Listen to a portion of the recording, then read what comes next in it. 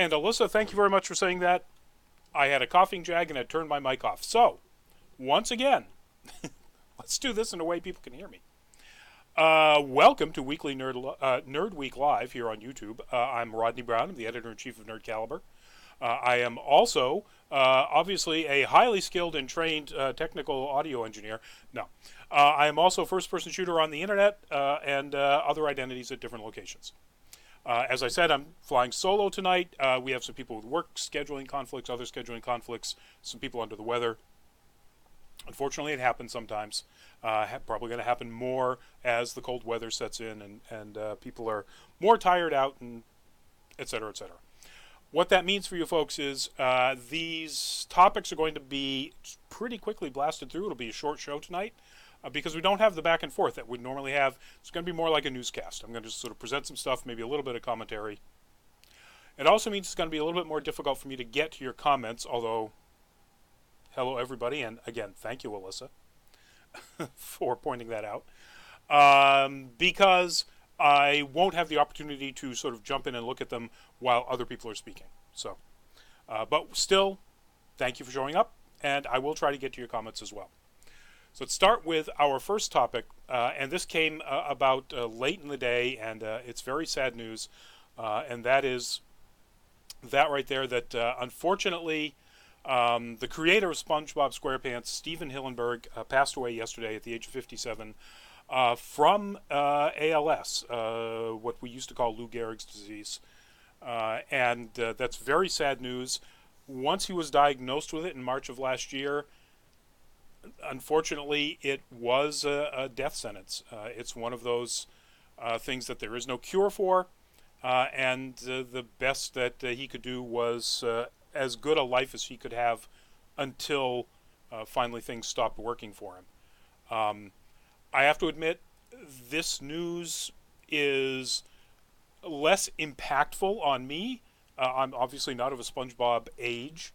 My son was well into years where SpongeBob wasn't that interesting to him when he was growing up, or when SpongeBob first appeared.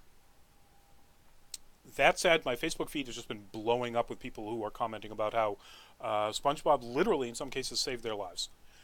So I understand that this is hugely impactful to a number of people, and so my condolences to them, and it is a sad day for all of us who are fans of animation and humor in general.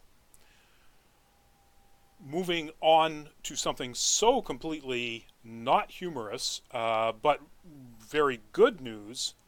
That is, of course, a screen grab from the original Candyman movie, or one of them in the franchise. Can't say for sure which one I took that from. And the news is that Jordan Peele's production company is going to be making, and we announced this rumor a couple months back, I think, but it's now official, that he is going to be making a reboot of Candyman. MGM is going to be producing it, and they hired a brand new director, Nia DaCosta. She directed a movie called Little Woods that was apparently a monster hit at the Tribeca Film Festival just recently. Won one of its awards. Let's see if I can see it in the email release that I got. It won the Nora Ephron Award. I'm not sure what that is for, but that's the award that it picked up. Jordan Peele will be executive producing along with his Monkey Paw Productions company. It doesn't say what other role he will have. No, actually, Peele is going to be writing the screenplay with his Monkey Paw Productions partner, Win Rosenfeld. And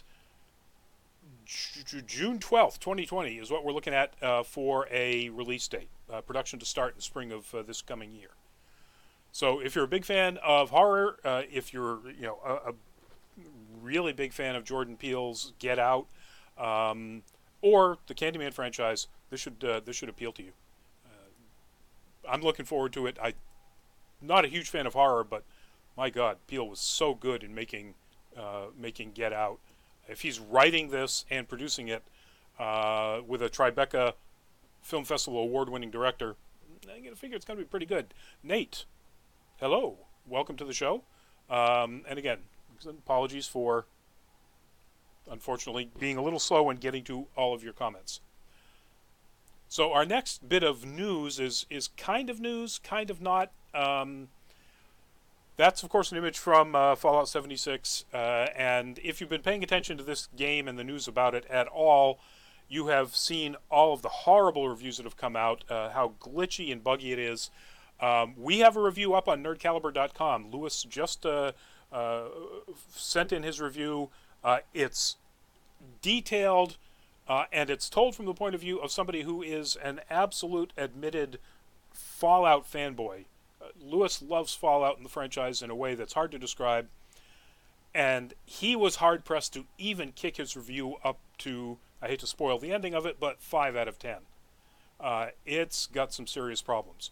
Well, apparently it's got enough problems that there is that there is a law firm that is sniffing around the idea of a class action lawsuit against Bethesda for essentially defrauding customers, what they're calling deceptive trade practices. So this law firm, Muacchio and Rathod, I'm probably butchering their names, has put out a post that they are doing an investigation. They haven't filed a suit yet, according to anything that I've seen so far, but they are definitely looking at the idea of bringing a deceptive trade practices suit against Bethesda on behalf of the many players who are pretty dissatisfied with the way this game rolled out and how it played right from the get-go. I mean, even before the get-go, how it installed and then automatically wiped itself off some people's systems. Since then, the descriptions of glitches, gameplay problems, graphical issues abound. Go watch some of these reviews on YouTube, folks. They're hilarious. In a sad way. I mean, it's so sad to see Bethesda put out something so terribly wrong. But this suit may happen, and there apparently are people who believe that they have a case. People who were promised refunds only to be told that it is against the policy for the company to refund already played games. So whether or not that's true, or if it's just stories on Reddit, which is where a lot of this source material comes from, is about people who are behind the lawsuit, who knows. But we'll see where this goes. We'll keep up on this to see whether or not a suit does get filed by this law firm or any other. Because once one law firm has started making noise, I guarantee they won't be the only one looking at jumping in on this. Moving on to our next topic, folks. That is not that person right there, but kind of sort of that person right there. So, the news is you will not be seeing, of course, Daenerys Targaryen in the upcoming Game of Thrones prequel shows, or show that's being produced. You also, as it turns out, won't be seeing her family at all, her ancestors, the Targaryens, and you won't even be seeing the land that they come from. Valyria doesn't even exist as a state when this prequel is set. So we finally actually get to hear a little bit about where it's going to be or when it's going to be. It's going to be set in Westeros. But it's going to be 5,000 years in the past at the end of what they call the Age of Heroes. So King's Landing does not exist. There's, of course, no Iron Throne. The Targaryens, I guess they say in here, this is George R. R. Martin talking about it, so he would know. Valyria has hardly begun to rise yet. So apparently Valyria does exist, but my guess is it's a very small city-state. We do know that the show has in it, who did I see? They already announced, well, the showrunner is Jane Goldman, and I believe they announced, Naomi Watts will be the star. Quote, this is a quote, the show chronicles the world's descent from the golden age of heroes into its darkest hour. Its darkest hour, as far as I know, as far as I recall, was yet again a long winter. So it kind of sounds like what we're going to see is another show about, well, the approach of a long winter. Hopefully they'll do something different. Just having different locations and people and titles to walk around and do different things in, Westeros doesn't seem to excite me that much. As much of a fan of the show and of course, the books I am. So we'll have to see. The next news up here, folks. And that is the statue of Baphomet. If you've been paying attention, if you watched the show before, you know that we talked about the lawsuit that the Satanic Temple brought against the producers of Sabrina, The Chilling Adventures of Sabrina on Netflix. Because the statue that they designed and made of Baphomet that's in the School for Witches in Sabrina, kind of a spoiler alert, not really, tells you some artwork that's in the school, is almost a line-for-line recreation of this particular version that's up on your screen right now, and that is a very specific design that was made for the Satanic Temple. It, of course, has standard Baphomet images, but the way it's presented, specifically where the kids are placed, the angle of their heads, the the specific design on his chest, the positioning of his legs, which is something completely different from most Baphomet statues. It was 100%. There's no question that it was influenced, let's put it that way, strongly, if not directly a ripoff. Well, the news is the lawsuit got settled. It got settled before it became a suit.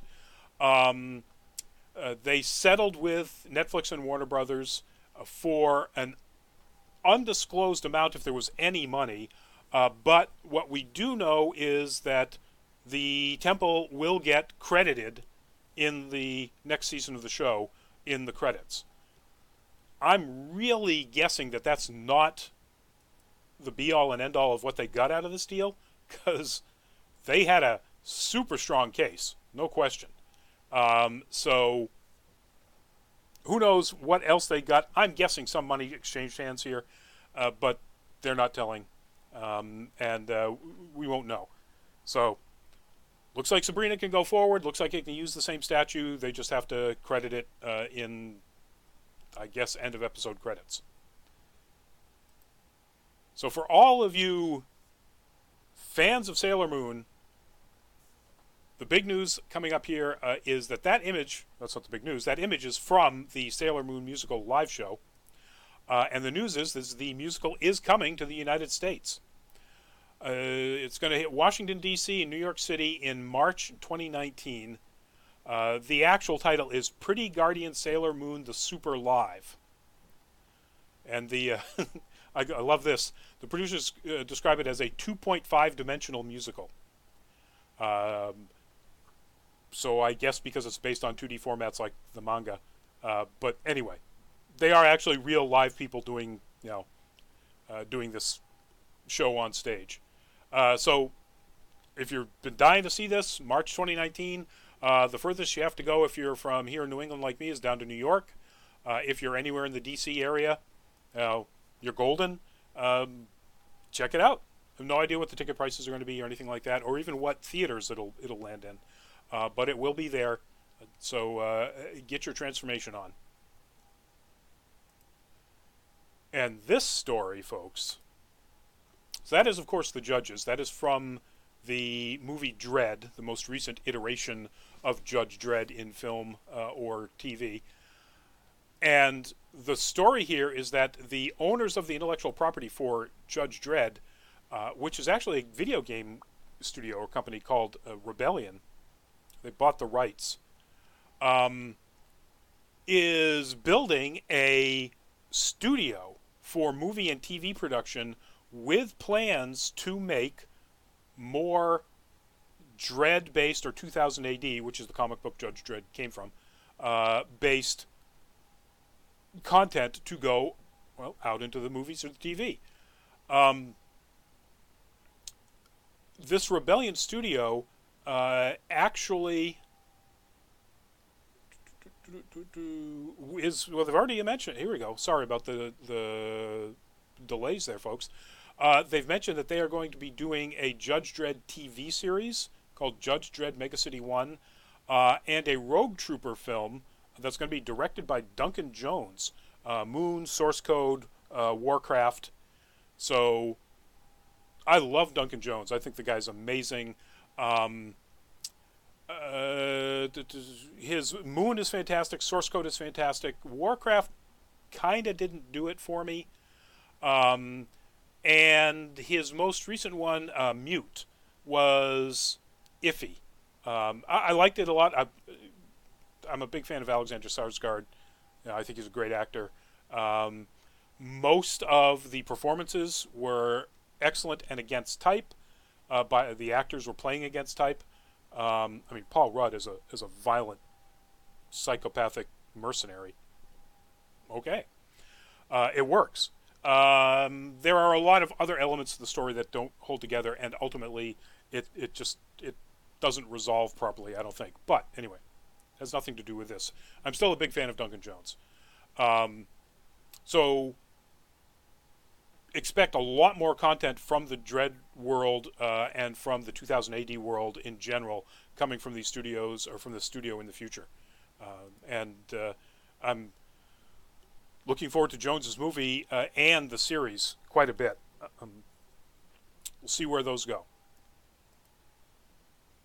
This next topic here is Spice and Wolf has a VR game in development, and the news is it hit its Kickstarter goals. It had a Kickstarter to get the game off the ground. It hit its Kickstarter goals in 2 hours. Now, its goals weren't that lofty. It needed $70,600 or 8 million yen. But apparently, it got that in just 2 hours. It's well more than double that at this point. So apparently, there's a lot of people who are looking forward to a Spice and Wolf VR game. If you're not familiar with what this content is, Spice and Wolf was an anime, which was essentially an anime about medieval European economic trade policies. That's not exactly the case. It's the story of a wolf goddess who takes human form to accompany a trader throughout a medieval-esque fantasy world, who trades in spices, but all sorts of other things. It's the all sorts of other things, and the series taking a great deal of time in most episodes to explain exactly how currency exchanges work in a medieval economy, and how hard goods and manufactured goods, it's just, if you're into that sort of thing, it's fantastic. The story of the relationship is fantastic too, of course. I mean, it's a rom-com, dramedy sort of show, but man, if you're a medieval trade junkie, that's the anime for you. Can't imagine the VR is going to have an awful lot of that. VR currency exchange of one type of silver coin to another seems a little unexciting. And I like that sort of stuff. And I wouldn't even play that. But anyway, game is coming out. If you've got the VR headsets, it's coming out on all of the platforms as far as I know. This image particularly is a teaser of the PSVR, the PlayStation VR platform. Check it out, maybe. If you like the anime, definitely check it out. I'm not sure how much of the sense of the anime, the playfulness, it's going to keep, but go for it. So our next story is Kim Possible. The first images from the upcoming live-action Kim Possible are out, and that is your look at Dr. Draken and Shigo. It got dumped on quite a bit from what I saw on the internet. I think it looks fine. Obviously, you can't make somebody look like angular, ghostly pale characters. So if you're going to make them look like real human beings, well, that's a pretty good job. Looks like something I'd be interested in checking out, and I didn't really watch Kim Possible, so um, no other real news about that other than EW has that first look, so you get to check it out. See what's whether you like it, whether you think they captured the look properly enough. Should Shigo have been the sort of neon green that I have in a lot of my fishing lures, as opposed to the more sedate green that you see there? Works for me. But again, I'm not particularly invested in this because I never really watched Kim Possible. Anybody out there who's watching the show, if you're a Kim Possible fan, do you like this? Do you don't like this? Let me know. We will get to our next topic, and that is... So, I'm not really sure what to say about this. This is an image from the very first teaser trailer for the upcoming Disney adaptation of the Artemis Fowl books. I haven't read them. I talked to one of our regular contributors, in fact, our associate editor, Greg, who has read at least the first few in the series. So I got the skinny of what the series is about. So Artemis Fowl is sort of a super genius son of a crime syndicate family who discovers that there is, in fact, a hidden sort of fairy world in our world, and adventures and tomfoolery sets afoot. The look of the character is a little too Men in Black for me. The trailer looks visually really cool. Some of the transformation stuff is fantastic. The voiceover narration is awesome. It also looks to me quite a lot like, and I hate to make this comparison, wrong one, quite a lot like Jupiter Ascending, which, if you've seen it, you know is not exactly the best movie ever made. It's got that sort of feel. Hi, aren't we in love with the cool look of our fake world? And we're just going to present it there so you'll be in love with it too. Now, I'm sure there's a deep story there. I'm sure that, because I don't know it, so I don't know how they're going to approach the story. I've seen some of our content team members post up on their own personal pages of, please don't screw this up, because they're such big fans. And I'm hoping they won't screw it up too. Let's, fingers crossed for that. But check out the trailer and see what you think of it. Kenneth Branagh's directing. I like Kenneth Branagh as a director, although Murder on the Orient Express was essentially 1 2-hour-long big wet kiss to his mustache, and that was kind of sad. But he did the first Thor movie, which is of the serious Thor movies, which there are 2, is arguably the best. Ragnarok is like so completely different; it's almost like a different concept of a movie. So there's the possibility this could be really solid. They could also just miss the mark completely. As Greg said, this is sort of on the young side of the young adult. It doesn't seem to have the same weight that Harry Potter, and particularly the later Harry Potter books, do. But it does look like it's a fairly complex and involved world. That's a plus in my mind. So we'll see. Let me take a second here to go back and look at this and see whether or not I have yes. August. You just have to wait until August 9th to watch this movie. Less than a year, folks. So, good news. Speaking of trailers and movies coming up, there's a rumor out there that I've seen floating around that at some point tomorrow, the Avengers 4 first trailer or teaser is going to drop. No confirmation of that. Just pay attention, folks. Check it out if it's out there. Just keep looking at your social media and so on to see whether or not somebody pops it up. Anyway. So now we're getting into our last topic. and that is the first trailer for the, everybody keeps calling it live action, it's not live action, the first trailer for the CG animated Lion King. It looks gorgeous. I can't imagine the amount of money they spent just to get realistic fur in this great detail and high quality and vast quantity. But there's a lot of concern out there about what it's going to look like. Spoiler alert, if you haven't seen the original Lion King, when Mufasa dies in a realistic stampede. And that pause was brought to you by my large glass of soda, so I can continue talking. If you haven't seen it and you're at all interested in this, folks, go take a look at it. It really is astonishingly beautiful. The fact that it is, as far as I know, it's apparently all CG. It is produced by the same people that did the Jungle Book, so that makes sense.